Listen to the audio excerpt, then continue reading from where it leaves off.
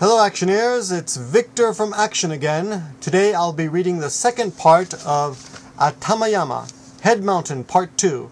This is from ST News, Friday, November 24th, 2006. Word spread of the man with the cherry tree growing out of his head, and soon invitations were flooding in to Head Mountain, as they began to call him, asking him to come to this picnic and that picnic, but the man refused them all.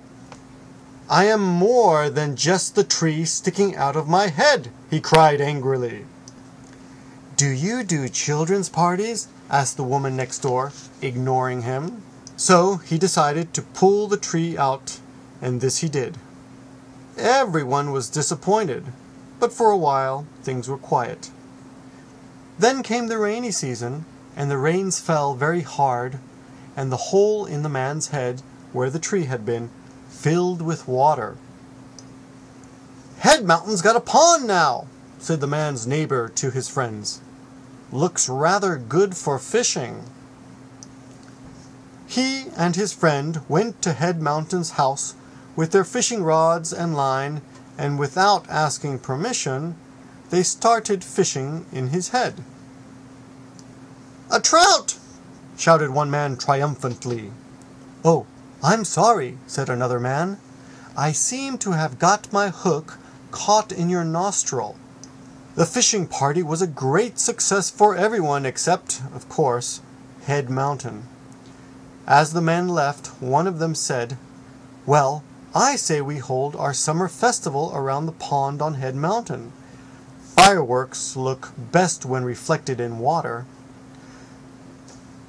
"No, definitely no," shouted Head Mountain angrily, but his protests were drowned out. So, a few weeks later, the whole village broke down Head Mountain's door, pulled him out of the house, tied him up in a nearby field, and as fireworks flew overhead, their light glittering in the water on the man's head, everyone sang and danced and ate and drank and had the most wonderful time. Head Mountain fell into a depression after that. He shut himself into his house, thinking gloomy thoughts about the pond on his head, which, because of his unhappy thoughts, grew into a cold lake.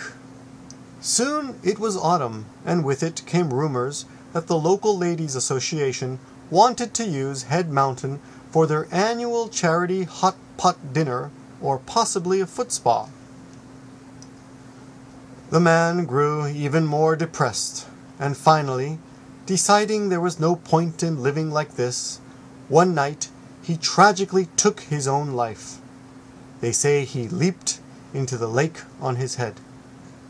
They never did find his body. The end.